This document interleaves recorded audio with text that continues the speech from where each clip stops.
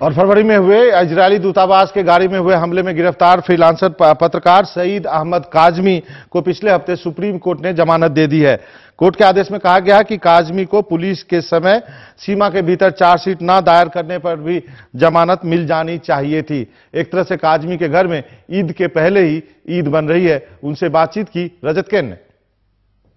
काजमी साहब, NDTV India से बात करने का बहुत शुक्रिया। आप तकरीबन 7 महीने तिहाड़ जेल में रहे, फिर आप छूटे सुप्रीम कोर्ट के आदेश के बाद।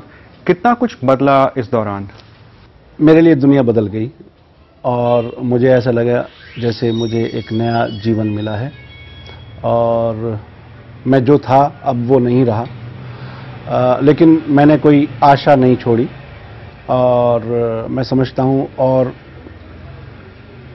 कुछ कारणों से कुछ एरियाज में मैं और ज़्यादा मजबूत होकर के बाहर आया हूँ। पुलिस का ट्रीटमेंट आपके साथ कैसा है? जो आप कस्टडी में रहे, पुलिस रिमांड पे रहे, यूएपी का चार्ज आप पे लगा, एक लंबी पूछताछ होती थी, जैसे किसी कैदी के साथ हो सकता है वो उन्होंने किया, लेकिन शायद इस बात का ख्याल रखा कि ये पढ़ा लिखा आदमी है और हो सकता है ये कुछ आगे और पत्रकार है। आपकी फैमिली आपसे अक्सर जेल मिलने जाया करती थी। कितना मुश्किल होता था आपके लिए कि आप जेल में हैं, फैमिली जो है पूरा एड़ी चोटी का जोड़ लगा रहे हैं, भाग दौड़ कर रहे हैं? कितना मुश्किल समय था पूरी परिवार के लिए?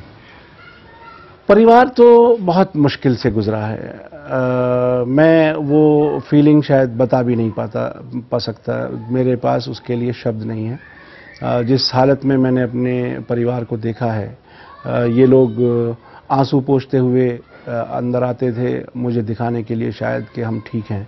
16 ऐसे मामले अभी हाल ही में जामिया टीचर्स सॉलिडारिटी एसोसिएशन ने लिखे थे, जिसमें इन्वेस्टिगेटिंग एजेंसी और ज़्यादातर उसमें स्पेशल सेल रही हैं, वो सब के सब एक्विट हुए, सब के सब रिहा है, बाज़त बरी हुए। क्या लगता है स्पेशल सेल की फंक्शनिंग जो है उस पर अपने आप में सवाल है बहुत बड़ा? ये तो जवाब देना है पूरे देश को, सरकार को जवाब देना है, देश को जवाब देना है, उन समझदार लोगों को जवाब देना है कि आखिर हम किस सिस्टम में रह रहे हैं।